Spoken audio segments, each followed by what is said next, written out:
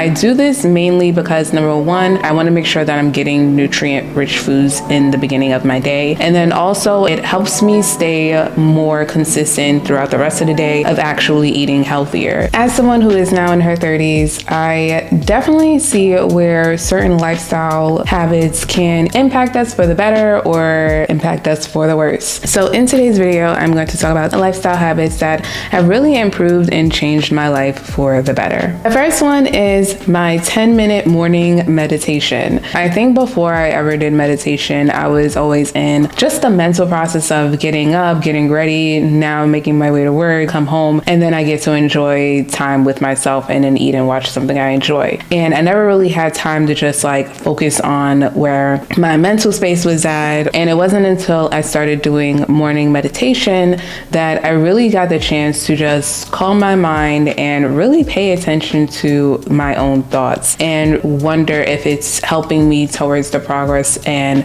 the life that I want to have for myself in the future, or if it's hindering it. So if you're someone who just tend to get up and go, one thing to implement is just starting off with doing either a 5 or 10-minute morning meditation, and just use that time to just center on yourself in the morning before starting your day. The next one is having fruit in the beginning of my day. I have created like my own little health rule to where I try to make sure I start my day with some type of fruit, whether it's bananas, apples, kiwi. And I do this mainly because number one, I want to make sure that I'm getting nutrient-rich foods in the beginning of my day. And then also it helps me stay more consistent throughout the rest of the day of actually eating healthier. So one thing to do when it comes to breakfast is if you're someone who tends to have a heavier breakfast in the morning, maybe add a fruit to it and start your day with the fruit first and then eat your breakfast, or swap out whatever you're eating for some type of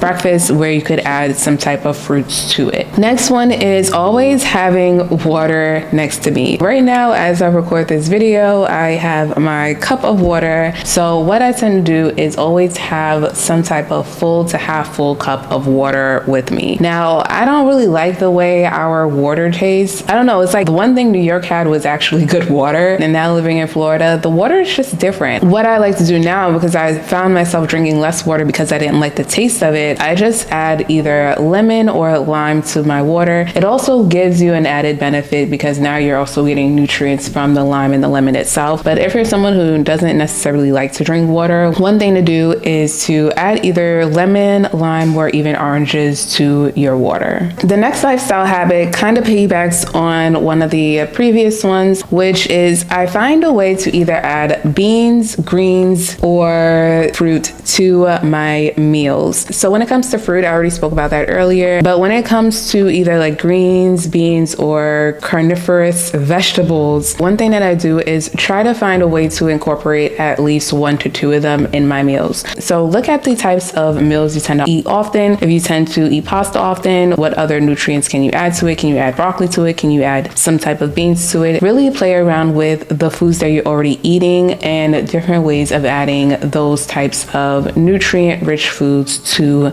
your meals. Next one is practicing mindful shopping. So I do this now with clothes and with food because I got a little overboard when it came to the food, because I'm like, well, I'm not spending like $80 on this or on a shirt or on pants, so it's fine. But then it started adding up when inflation hit. So one thing that I do is I really do practice mindful shopping, because before, when I used to go shopping, whether it was food shopping or clothes shopping, I'll see something that I like and then formulate in my head how I'm gonna wear it, and then I buy it and then I never use it, or I use it or have it very rarely. So one thing that I start to do instead is if there's something that I'm gravitating towards and I really want, but it's not something that I intended on buying, I'll just take a picture of it and see if I could also get it online and then just save it in my phone. And then if I come across it again, or if I end up doing research on ways that I can use it, then I'll think about getting it in the future. But when it comes to mindful shopping, instead of just like picking up something and then figuring out what you're you're going to do with it. Really think about what you're going to use it for, how often you're going to use it, and if you are going to use it within the next 2 to 3 weeks. If the answer is no of you using it within the next 2 or 3 weeks,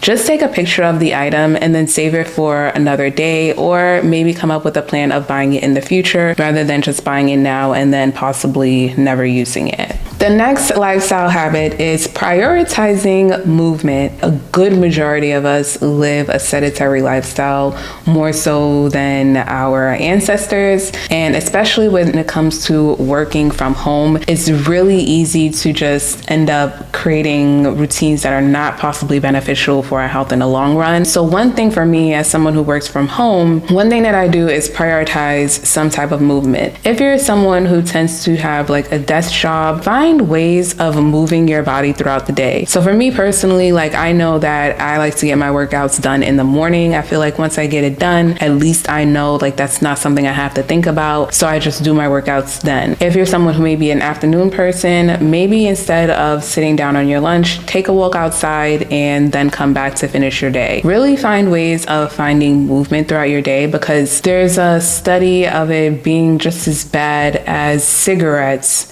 of sitting down. I think it's worse because we don't feel any negative effects of it. Like if you smoke a cigarette, you know that it's not doing a positive reinforcement for you. But when you're sitting down, it's like you're resting, so you don't feel like there's any negativity that's happening from you sitting down. So one thing to do is really pay attention to how often you're sitting. If you tend to sit down throughout your entire work shift and then you're also sitting down later in the day to eat, really pay attention to how often you're moving. When's the last time you went up some steps? When's the last time you took a long walk? It's important to make sure you pay attention to that to keep your body healthy. Next one is practicing silence. We live in a very, very distracting type of world where we have anything at our disposal to keep us entertained and to just have something to watch and listen to, that it could honestly become overwhelming for our brains. And one thing that I've started to do when I started to feel overwhelmed in just like my own process in my own life was I started to just take a step back from not only just social media, but just listening to so much things happening. Even when it comes to watching TV, like there's times when I just sit in silence and I just either go out on my porch and then just like listen to the wind, or I just literally sit in absolute silence. Have those moments of silence, whether it's for 10 minutes, 15 minutes, an hour. It's really important to just have those moments of silence because it helps you just like listen to yourself, and it helps me remind myself of what I'm going after in a life that I want, because it's very easy to get distracted by other people's lives and what other people have going on. But when you have those moments of silence, it reminds you of like, okay, this is what I want in my life. This is what I don't want in my life. And it just helps you just recenter back on yourself. And the last one is eating 3 hours before bed. One thing that will help you get better sleep is to not eat and then go to sleep straight after, because your body's now doing work of trying to do digestion and sleep, and it just doesn't really help your sleep when you eat right before bed. So one thing that I do in order for me to make sure that I eat at least 3 hours before bed is, number one, decide what time I'm trying to go to bed by, because until I know what time I'm going to go to bed by, I really don't know when I am okay with having my last meal and when I need to start cooking by. So one thing that my therapist suggested that actually has been thoroughly helpful is deciding how long it takes for you to cook your meals. Calculate how long it usually takes for you to make your meals and what time you need to start cooking by in order for you to eat by a certain time, for you to be able to go to bed by a certain time. Because many times we just think of it like, oh, I'm trying to create a sleep routine, but we forget the routine that we need in place before the actual sleep routine.